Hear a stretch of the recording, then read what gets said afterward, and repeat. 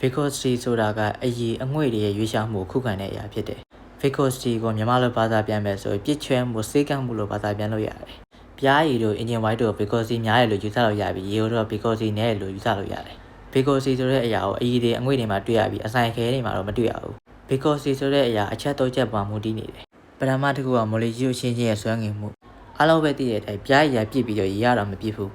အဲ့ဒါဘာကြောင့်လဲဆိုတော့အရည်ထဲမှာရှိတဲ့ molecule အချင်းချင်းရဲ့ဆွဲငင်မှုအားကြောင့်ဖြစ်တယ်ပြားရည်မှာဆိုရင် molecule တစ်ခုနဲ့တစ်ခုဆွဲငင်အားအရင်များပြီးတော့ရေမှာကြတော့ molecule အချင်းချင်းဆွဲငင်မှုအရင်နည်းနေလို့ပဲဖြစ်တယ်အဲ့ဒီဆွဲငင်အားကြောင့် molecule တွေရွေးချယ်မှုကိုနှိမ့်ကွေ့စေပြီးပြည့်ချွဲမှုကိုဖြစ်ပေါ်စေတယ်ဒုတိယတစ်ခုက molecule ရဲ့အရွယ်အစား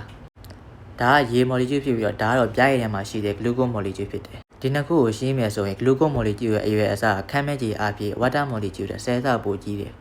အဲ့ဒါကြောင့်ရွေးချယ်မှုမှာဆိုရင် glucose molecule ရဲ့ရွေးချယ်မှုကရေ molecule ရဲ့ရွေးချယ်မှုတဲ့ပိုးရဲ့နှိမ့်ကွေ့ပြီးတော့ viscosity များတယ်လို့သတ်မှတ်လို့ရတယ် molecule အရွယ်အစားအသင်း viscosity နည်းတယ်လို့သတ်မှတ်လို့ရရင် molecule အရွယ်အစားချင်း viscosity များတယ်လို့သတ်မှတ်လို့ရတယ်နောက်ဆုံးအချက်က temperature ကျွန်တော်ပြားရည်ကိုအပူပေးလိုက်မယ်ဆိုရင်ပြားရည်ထဲမှာရှိတဲ့ molecule က kinetic energy တနည်းအားဖြင့်အရွေ့ဆိုင်ကိုပိုင်ဆိုင်လာပြီးရွေးချယ်မှုဖြစ်ပေါ်စေတယ်အဲ့ဒါကြောင့်ပြည့်စွက်မှုကလည်းတဖြည်းဖြည်းနည်းလာတယ်အရည်တွေမှာဆိုအပူချိန်များရင် viscosity နည်းပြီးတော့အငွေ့တွေမှာဆိုရင်အပူချိန်များရင် viscosity ပါလိုက်များသွားတယ်အရည်တွေမှာကျတော့ပြည့်စွက်မှုတိတိကျကျမြင်ရပြီးအငွေ့တွေမှာကျတော့ပြည့်စွက်မှုမမြင်ရတာဘာကြောင့်လဲအဲ့ဒါဘာကြောင့်လဲဆိုတော့ molecule တစ်ခုနဲ့တစ်ခုရဲ့အကွာအဝေးကြောင့်ဖြစ်တယ် liquid state မှာဆိုရင် molecule တွေကအရင်နီးကပ်နေတဲ့အတွက်ပြည့်စွက်မှုတိတိကျကျမြင်ရတယ်ဒါပေမဲ့ gaseous state မှာကျတော့ molecule တွေကတစ်ခုနဲ့တစ်ခုအရင်ကွာဝေးနေတယ်အဲ့ဒါဘာကြောင့်လဲဆိုတော့ gaseous molecule တွေက kinetic energy ကိုလောလောပိုင်ဆိုင်ထားတဲ့အတွက်ကြောင့်လွယ်လွယ်ရွေးချနေကြတယ်အဲ့ဒါကြောင့် molecule တွေကတစ်ခုနဲ့တစ်ခုအရင်ကွာဝေးပြီးတော့ viscosity ရှိရလို့မထင်ရတာဖြစ်တယ်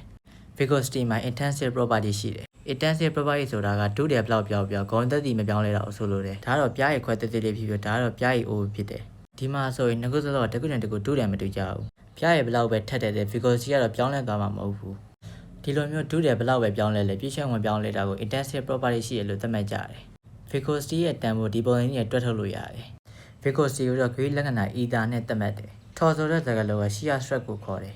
shear stress ဆိုတာက fluid အလွှာတစ်လားအခြားတစ်လားပေါ်ကနေချောထွက်သွားတာကိုဆိုလိုတယ်အဲ့လိုမျိုးအလွှာတစ်လားနဲ့လာချောထွက်ဖို့အတွက်အလွှာတစ်ခုစီတိုင်းမှာ shearing force ဆိုတဲ့အားတက်ရောက်နေတယ်ဒီပုံစံนี้မှာဘာလို့အနုပ်ပါလဲဆိုတော့ shearing force က fluid ရွေးရှားရဲ့တာချင်းနဲ့ဆက်ကြည့်ပဲဖြစ်နေလို့ပဲဖြစ်တယ်ဒီ v/dy ဆိုတာ velocity gradient ဖြစ်တယ်အမြင့်ကိုလိုက်ပြီးတော့ velocity ပြောင်းလဲတာကိုဆိုလိုတယ် fluid တွေစီးနေတဲ့အခါအလွှာလိုက်စီးနေကြတာဖြစ်တယ်အဲ့ဒီအချိန်မှာ shearing force ကြောင့်အပေါ်မှာရှိတဲ့အလွှာတွေကအောက်မှာရှိတဲ့အလွှာတွေတက်ပုံမလေးများစွာရွေးရှားကြတယ်အဲ့ဒီအတွက်ကြောင့်အပေါ်မှာရှိတဲ့အလွှာတွေက velocity ပိုးများကြတယ်ဒီလိုမျိုးအမြင့်ကိုလိုက်ပြီးတော့ velocity ပြောင်းလဲတဲ့အတွက်ကြောင့် velocity gradient dv/dy လို့သတ်မှတ်တယ် viscosity ရဲ့ unit က pascal second ဖြစ်တယ် pascal second ကပုံစံနည်းအရာတွက်ထုတ်လိုက်မယ်ဆိုရင် newton second per meter square နဲ့လည်းညီတယ်တခါတလေမှာ viscosity ကို 0.0 လို့လည်းသုံးကြတယ်1 pascal second မှာ 10.0 ရှိတယ်